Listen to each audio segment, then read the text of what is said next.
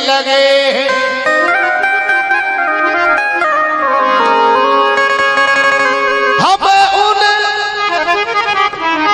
हमने उनको फूलों से अक्सर सजाया, कोई हम पे पत्थर उठाने लगे।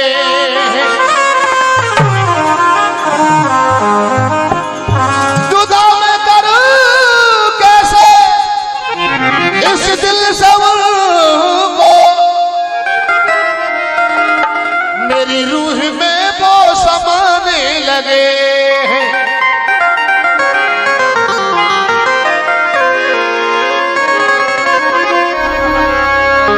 प्यारी सी गजल है। अगर तुमको हमसे, ये गजल को स्टार्टिंग करूंगा आर्गन से नहीं, हारमोनियम से नहीं, चमीटा से नहीं, बजाएंगे हमारे ढोलक मास्टर, ढोलक से स्टार्टिंग करूंगा। अगर तुमको हमसे मोहब्बत नहीं है,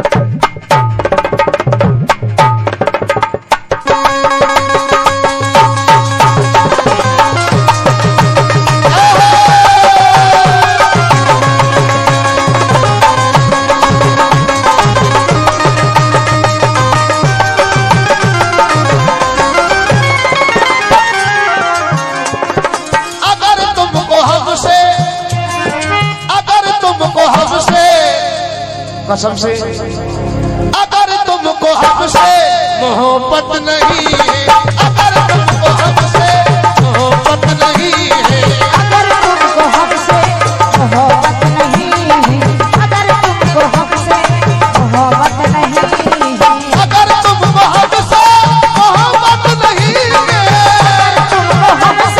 मोहब्बत नहीं है, तुमको हमसे मोहब्बत नहीं है, अगर तुमको हमसे मोहब्बत नहीं है, तो हमें भी तुम्हारी,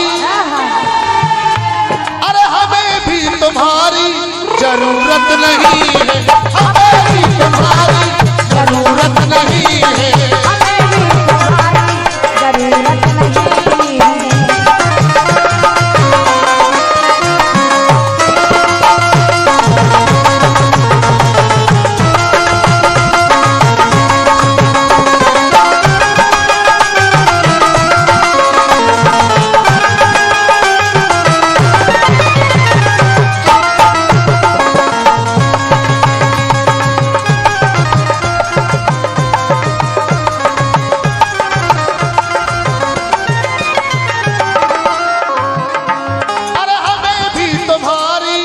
क्या बात है दादा, हमें भी तुम्हारी जरूरत नहीं है, हमें भी तुम्हारी जरूरत नहीं है, हमें भी तुम्हारी जरूरत नहीं है।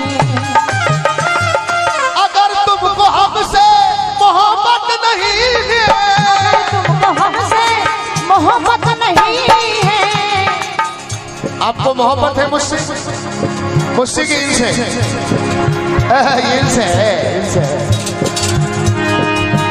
अगर तुमको हमसे मोहब्बत नहीं है, अगर तुमको हमसे मोहब्बत नहीं है, तो इन्हें भी तुम्हारी जरूरत नहीं है, हमें भी तुम्हारी जरूरत नहीं है, हमें भी तुम्हारी जरूरत नहीं है।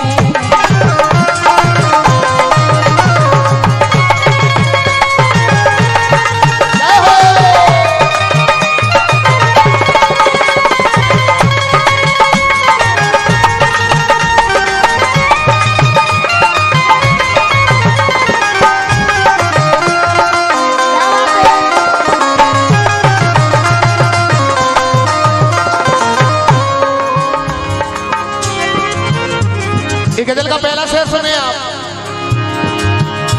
जो पूछा तो क्यों उतरा उतरा है चेहरा, जो पूछा तो क्यों उतरा उतरा है चेहरा। मैंने पूछा